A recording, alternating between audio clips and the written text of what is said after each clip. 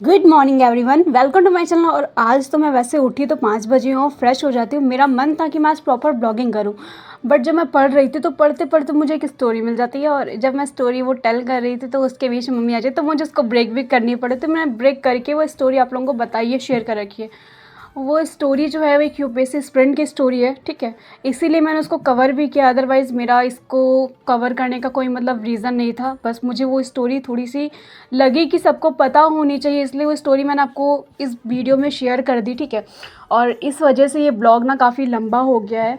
तो इस वीडियो का जो ये ब्लॉग है ये पार्ट 1 है, और जो आगे का ब्लॉग है वो पार्ट 2 में हम देखेंगे, क्योंकि आज सच में बहुत ढेर सारी चीज़ें हो गई थी। और वैसे तो मैं प्रॉपर ब्लॉगिंग करती हूँ, बट यही होता कि जब पूरा का पूरा ब्लॉग रिकॉर्ड करो तो 10 मिनट के अंदर आपके 24 घंटे की चीज़ें कवर नहीं की जा सकती ना।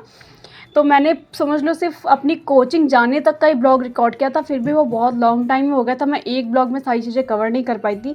तो इस वीडियो में मैंने अपना मॉर्निंग का जो रूटीन होता है उसको शो किया, और साथ में जो दोपहर की पढ़ाई होती है उसको देखा। उसके बाद वो स्टोरी जो थी उसको कंप्लीट किए। और जो दूसरा ब्लॉग आएगा उसमें आपको आगे की चीज़ें देखने को मिलेंगी। तो ये इसका पार्ट 1 है, और इसका पार्ट 2 भी आप देखना। यहाँ मम्मी मेरी चूल्हे पे खाना बना रही थी, और साथ में मैं रोटी पलट रही थी। तो उनको ऐसा लग रहा था कि हाँ तुम दिखाओगी, बट ऐसा कुछ नहीं था, खाना मम्मी बना रही थी और गुस्से में थी। तो उसके बाद रात में मैंने खाना नहीं खाया था, तो साथ में बैठ के हम खाना भी खा लेते, क्योंकि नाश्ता कर लेते, क्योंकि बिना कुछ जाए पेट में, खाली पेट मुझसे पढ़ाई बिल्कुल नहीं होती। और उसके बाद मेरा रूम साफ़ करना होता है, और सुबह सुबह मैंने नहा लिया था ना, तो बहुत ज़्यादा ठंडी लग रही थी कि रात में एकदम सर पे तेल लगा रखा था, और ऐसे जा कर के कहीं जा नहीं सकते थे। और रूम भी ज़्यादा गंदा नहीं था, सिर्फ मेरा बिस्तर ही फैलता है रूम में अक्सर, तो क्योंकि और कुछ यहाँ पे है नहीं, सिर्फ हमारा ही कॉपी किताब है, बुक्स वगैरह है। तो हम ही लोग बैठ के पढ़ते रहते हैं, और जब थक जाते तो यहीं पे जाते हैं सो। तो सिर्फ उतना ही होता। तो मैं जब नहा धो के आती हूँ तो उसके बाद इसको कवर कर लेती हूँ। अगर बहुत ज़्यादा गंदा होता झाड़ू पोछा लगाती हूँ।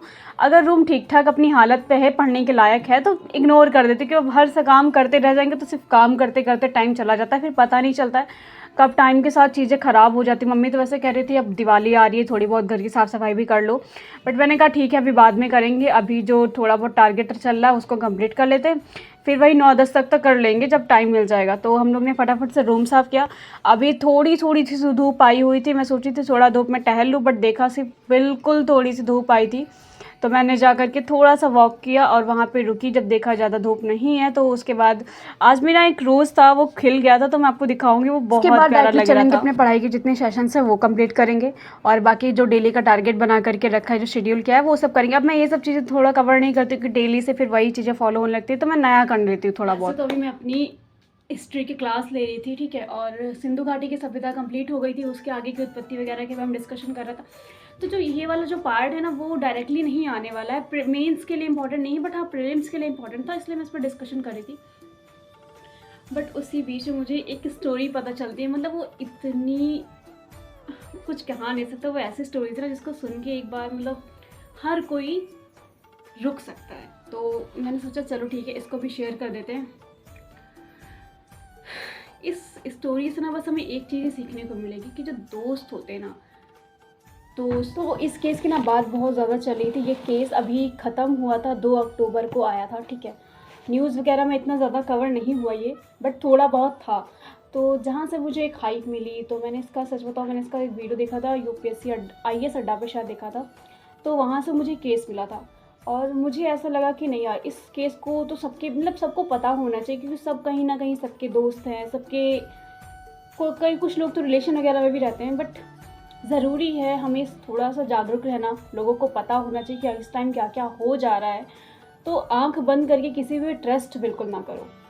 तो स्टोरी देखो, जो शुरुआत होती है ना, जिसकी हम बात करेंगे उसका नाम है मोना, मोनिका नाम है, बट उसे लोग मोना बोलते हैं।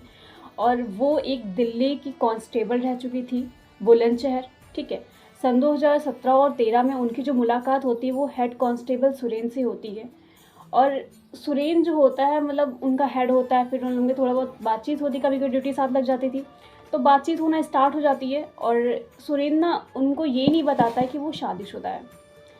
अब उसके कुछ टाइम बाद जो मोनिका होती हैं वो एसआई का एग्ज़ाम देती हैं, अब उनका वो एग्ज़ाम क्लियर हो जाता है। अब होता ये है, अगर आप लोगों ने भी कोई एग्ज़ाम दे रखा होगा तो ये पता होगा, अगर आप किसी चीज़ में आपको सक्सेस मिल जाती ना तो एक अलग लेवल का कॉन्फिडेंस बिल्ड हो जाता है। तो एक खुशी आ जाती है कि हाँ, अगर मैंने ये काम कर लिया तो मैं ये काम भी कर लूँगी, तो एक अलग सा कॉन्फिडेंस बिल्ड होता है। तो उनको लगता है कि अगर मैंने एसआई का एग्ज़ाम निकाल लिया है, तो मैं यूपीएससी का एग्ज़ाम भी निकाल ही लूँगी, और वो आईपीएस बनने का सपना देख लेती है वहाँ से। तो वो रिज़ाइन करती है दिल्ली कांस्टेबल के लिए, ठीक है? और जो एसआई का जो पोस्ट उनको मिलता है वो भी जॉइन नहीं करती है, और वो चली जाती है मुखर्जी नगर अपनी प्रिपरेशन के लिए। बट एक यहाँ पे एक चीज़ ये थी, जो सुरेन था, अब उसको ये चीज़ खटक रही थी कि ऐसा ना हो कि ये मुझसे बड़ी पोस्ट पे पहुँच जाए, मुझे इसको सैल्यूट करना पड़ जाए, ये मुझसे आगे पहुँच जाए। अब उसके मन में आता है डर, अब वो उसके फ़ोन को इग्नोर, अब इंसान, अब हम लोग भी हैं, अगर पढ़ाई कर रहे हैं, अगर पढ़ाई चीज़ में कुछ डिस्टर्ब कर रहा है, फ़ोन आ रहा है, तो एक बार हम लोग अवॉइड कर देते हैं। घर में कोई बुला रहा है, कोई काम कह रहा है, तो यही कहते हैं प्लीज़ ये काम मुझे मत करने के लिए दो, मैं अभी थोड़ा पढ़ रहा हूँ।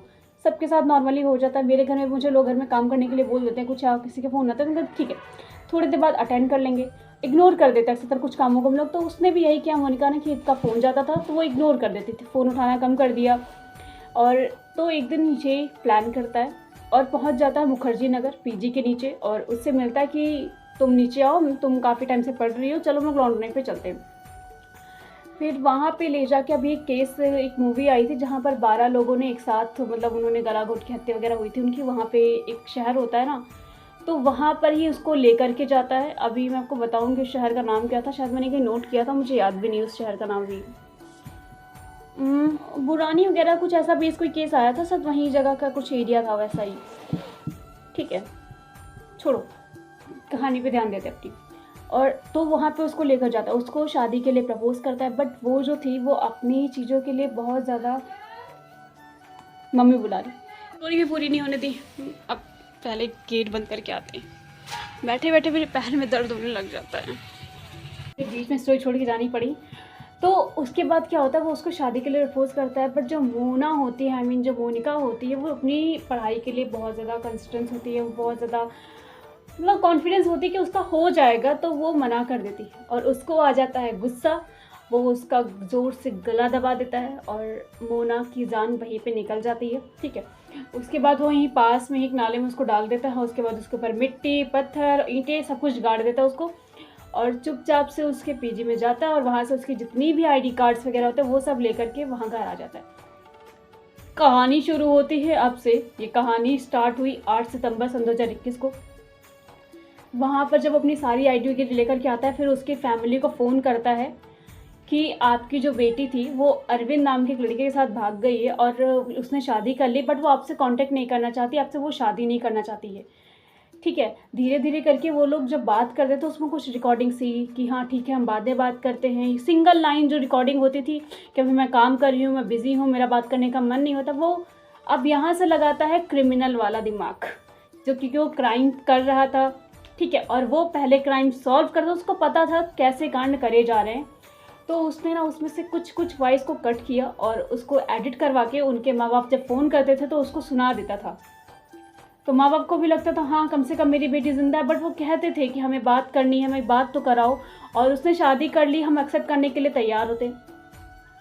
अब ये बात धीरे धीरे ऐसे ही बढ़ती जा रही थी, ठीक है। वो ऑल स्टेट वगैरह घूमता था, ट्रैवल करता था, उसके जो एटीएम कार्ड्स वगैरह थे उससे मतलब ट्रांजैक्शन वगैरह भी कर रहा था कि लोगों को लगे कि हाँ वो ज़िंदा है, वो यहाँ यहाँ गई हुई है, वो सारी चीज़ें भी वो एक्टिवली कर रहा था। फिर उसके बाद उसको मिलता है अपना साला रविंद्र, वो अपने प्लान में उसको शामिल करता है, उसको सारी चीज़ें बताता है, वो रविंद्र को अरविंद बना लेता है, जबकि कोई अरविंद था नहीं, वो रविंद्र को ही अरविंद बना देता है, जो उसका पति बन जाता है। और उसके ससुराल वालों को फ़ोन करके कहता है कि मैं उसका पति हूँ और मैं आपसे बात कर लूँ, ये वो, तो उस तरीके से बात करते हैं। ससुराल वालों को भी अजीब लगता है कि यार कि इसका पति बात कर रहा है, बट ये मेरी बेटी मुझसे बात करना नहीं चाहती है, ठीक है। साथ में वो लोग ना कॉल गर्ल को बुलवा करके, और तो उनके साथ एक उनका जो अरविंद होता है उसके दोस्त को, उसका एक दोस्त होता है राजपाल, उसको भी शामिल करता है, ठीक है। और कॉल गर्ल्स बुलवा कर अलग अलग स्टेट में ट्रैवल करता है, उसका आधार कार्ड उसके पास होता है, तो मास्क वगैरह लगा के उसकी एंट्री करवा देता है, ठीक है।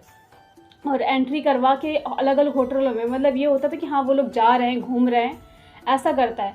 और एक टाइम जब वो लोग जाते हैं तो उनको मतलब बता देता है कि देखो ये लड़की यहाँ पे थी, ठीक है, और चलो वो होटल में आई हुई है, आप चलो मैं उनको मिलवा देता हूँ। तो उनसे जब होटल में मिलवाने के लिए ले जाते हैं उनको, तो वहाँ पर पता चलता है कि अभी तो होटल में थी, 2 दिन पहले वो चली गई, तो उनके फैमिली को लगता है कि हमारी बेटी ऐसा क्यों कर रही है, हमसे मिलना क्यों नहीं चाहती। बट उनको ऐसा लगता है कि सब्र तो होता है कि चलो वो कम से कम ज़िंदा है। आता है कोविड वाला टाइम, कोविड वाले टाइम पर वो क्या करते हैं,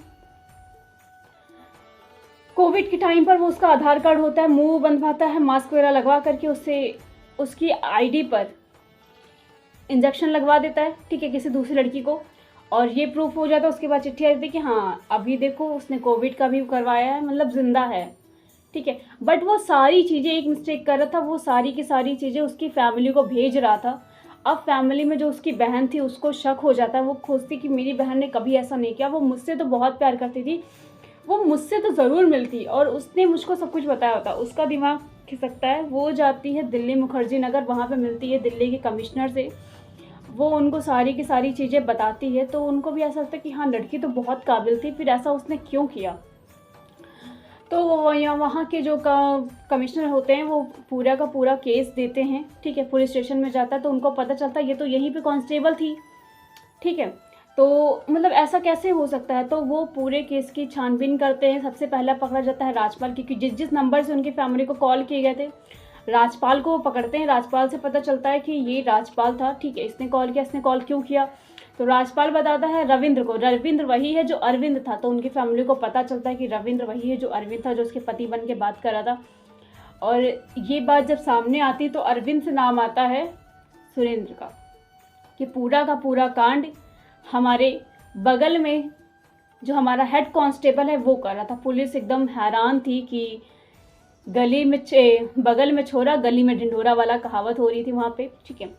तो वहाँ से सारी चीज़ें क्लियर होती। तो फिर जब सुरेंद्र को लगता है कि सब कुछ क्लियर हो ही चुका है, तो वो जहाँ पे लड़की की लाश गाड़ी हुई थी वहाँ पर लेकर के जाते हैं, और वहाँ से उस जगह को साफ ऑफ करते, तो उस लड़की का कंकाल मिलता है, और उससे उसके पेरेंट्स का डीएनए टेस्ट करवाया जाता है। उससे प्रूफ हो जाता है कि यही मोनिका है, जो 2-3 साल पहले ही जा चुकी है, और अभी तक उनके साथ सिर्फ मजाक हो रहा था। तो कहानी बताने का मेरा मतलब यही था कि ये कहानी की यूपीएससी एस्पिरेंट की थी, और हम सभी यूपीएससी की प्रिपरेशन कर रहे हैं, तो थोड़ा बहुत सतर्क रहने की ज़रूरत है। कब कहाँ पे क्या हो जाए किसी पर भरोसा नहीं करना चाहिए। आंख बंद करके तो बिल्कुल मत करो किसी के ऊपर, और सेफ रहो जैसे भी रहो, ठीक है। तो बहुत सारी नौटंकियाँ इस टाइम होती रहती हैं, तो इन सबसे बच के रहना, ठीक है। बाकी आप समझदार तो हो ही। और कल डिस्कस करेंगे हम एनसीईआरटी के बारे में, डिटेल्स में डिस्कस करने वाले हैं कि एनसीईआरटी कैसे पढ़ें, क्यों पढ़ें, और किस तरीके से पढ़नी चाहिए एनसीईआरटी। आगे की बात बाद में करेंगे, ब्लॉग को कंटिन्यू करते हैं।